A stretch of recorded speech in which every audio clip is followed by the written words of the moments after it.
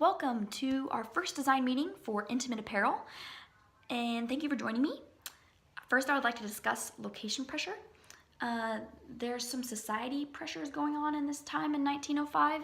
We have the Great Migration, which a lot of African Americans are coming up north to find jobs. So when George comes over, we have the Harlem Renaissance, which is the celebration of Black culture and the Black experience through literature is rising through society right now.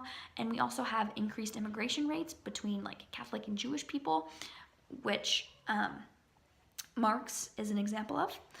And then we also have the close location pressure of Esther's room, which is a very important part in the story. She's a single woman, and she's not in her home. She's in an in-between place. Even though she's been there for 7 years, it's still not her home. She can't be truly comfortable there. It's a home, but it's not her home. It's more like a hotel room where you can go and sleep there and for the night or two, but you're always longing to go back home to that comforting place. She feels as if she's stuck in that same place. She's been there for 17 years, and being 35 and not married are a couple of things that end up pushing her out of that room and out of her comfort zone.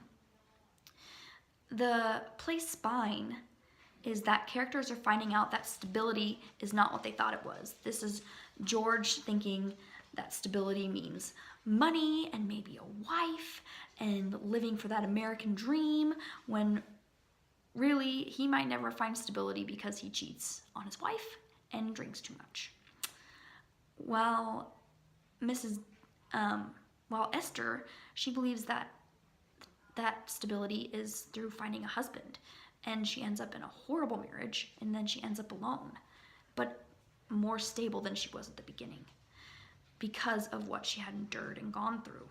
And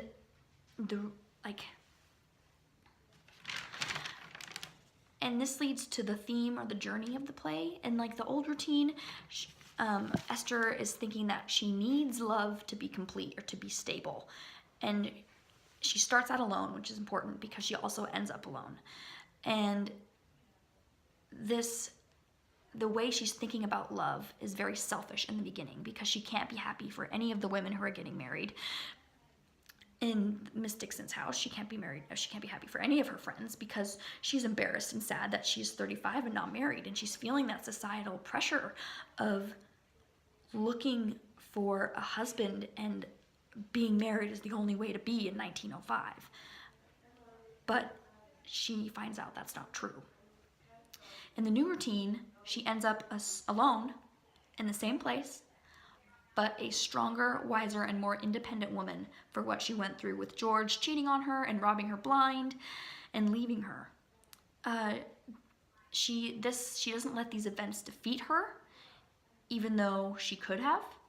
And she now knows she doesn't need love, and that needing love is an unhealthy way to look at love, and it's a selfish way to look at it. Why I'm doing this play is it teaches the important lesson about the strength of women and the many hardships they have to go through, and the way that they can come out of it a better person instead of letting certain events ruin their lives. It also teaches one has to love themselves before you can love another person. Esther didn't love herself. She didn't think she was pretty. She didn't think she had a great personality. She didn't love herself. And she thought a husband would fix her problems, but it only made it worse and created more problems for her. She learned that she can't force love, and you have to be patient with yourself and loving yourself and then loving other people. And why I'm passionate about this is it shows women's strength. It really does, to persevere, especially in 1905, and especially being a Black woman in 1905 in New York, to persevere and end up a stronger person in the end. And it's an important lesson about loving yourself before loving someone else.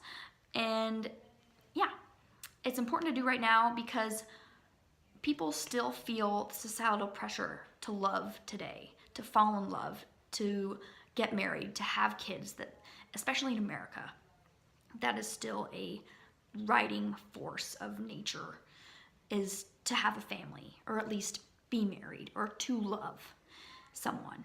And a lot of people fall into bad, unhealthy relationships because they think they need to be complete. They need to love to be complete. And this isn't true. When they really, all they need to do first is to love themselves to be complete. And it's a pivotal point in a lot of people's lives with this decision to love themselves, and it should be talked about so one can avoid falling into that trap of needing love and falling in love into bad relationships. And this show also gives people comfort and hope, especially the people that are going through hard times, whether they relate to Esther's or not, but they can see Esther persevere through these hardships and through societal pressures and through the norms of what society is, and letting nothing stop her from following her dreams to happiness. And people can relate to that and find comfort in Esther and want to persevere through what they're going through because of her. And what excites me about this is the character development from the beginning to end. I love the story. I love the storyline. I love the characters. And why I chose this is it goes back to that same message of needing love and loving yourself first. And it does it in an interesting story plot line. So that is what I have to say about that. And now I'd love to hear from the design team.